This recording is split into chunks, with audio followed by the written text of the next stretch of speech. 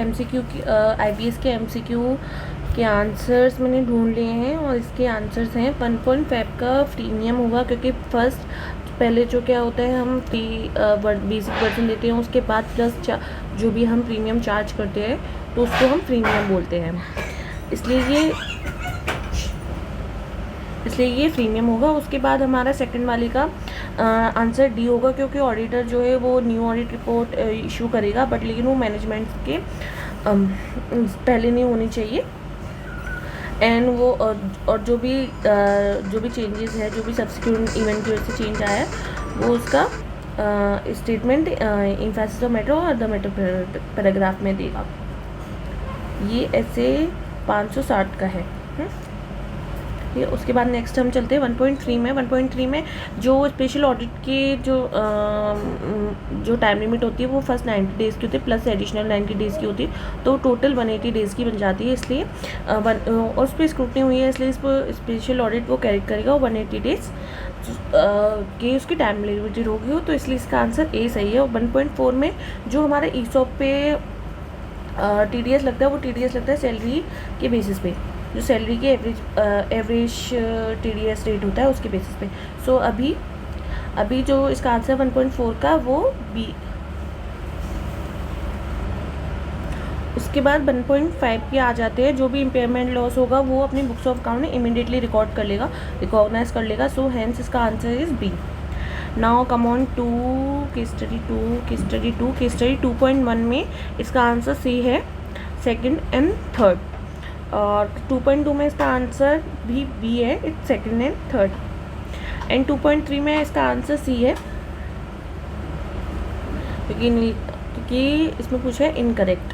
So his appointment as additional director is not valid, क्योंकि ये भी इनकरेक्ट है, क्योंकि इसका वैलिड होगा। उसके बाद सेकंड वाले में can be made only by passing not by passing resolution circulars, ये भी इनकरेक्ट है।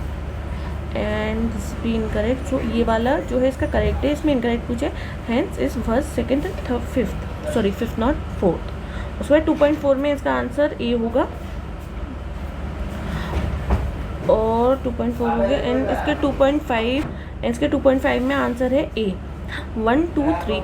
इसमें पूछा है कि which are the following are statement incorrect with respect to GST liability. So इसमें इनकरेक्ट वाला ऑप्शन पूछा है, तो इनकरेक्ट 1 2 3 है। सो फोर्थ वाले पे not applicable as a replacement part, ये वाला करेक्ट है। सो नेक्स्ट हमारा आ जाते हैं थर्ड वाले केस स्टडी पे। और थर्ड केस स्टडी का फर्स्ट का आंसर होगा 3.1 का आंसर है ए, और 3.2 का आंसर होगा ए, क्योंकि जो कंट्रीब्यूशन कंपनी मीट करती है वो P&L में जाता है as expense.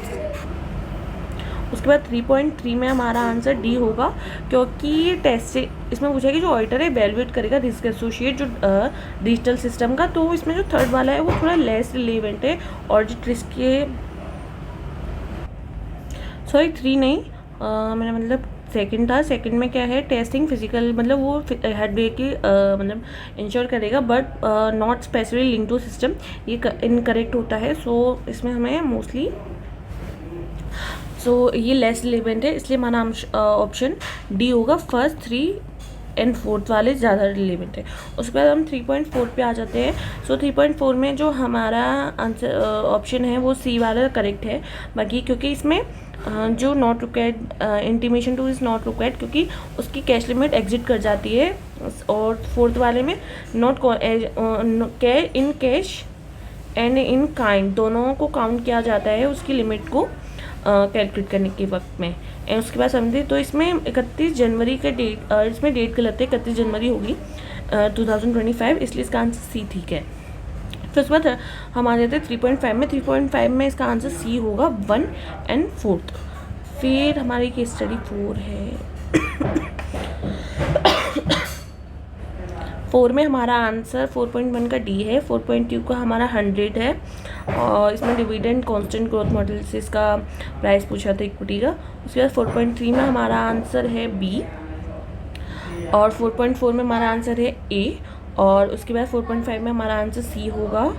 And now come on fifth में हमारा आंसर फर्स्ट वाले में 5.1 में हमारा आंसर डी है, 5.2 में डी। किसी किसी का आंसर ना 45.76 आएगा, आ रहा होगा, क्योंकि बिकॉज ऑफ द डेसिमल वगैरह, डेसिमल की वजह से, बट इसका आंसर डी वाला करेक्ट है। सो हम अप्रॉक्सीमेट वाला लेंगे, इसका जो है 456.96, और 5.3 में इसका आंसर सी है, और 5.4 में आंसर डी होगा, एंड 5.5 में आंसर सी। सो ये हमारे MCQs के आंसर हैं। मे बी आपको अच्छे, मे बी मेरे अगर एक आध आंसर गलत हो so please let me know in comments, क्योंकि मैंने भी अभी जल्दी जल्दी किए हैं, सो गलती सबसे हो जाती है। Thank you so much.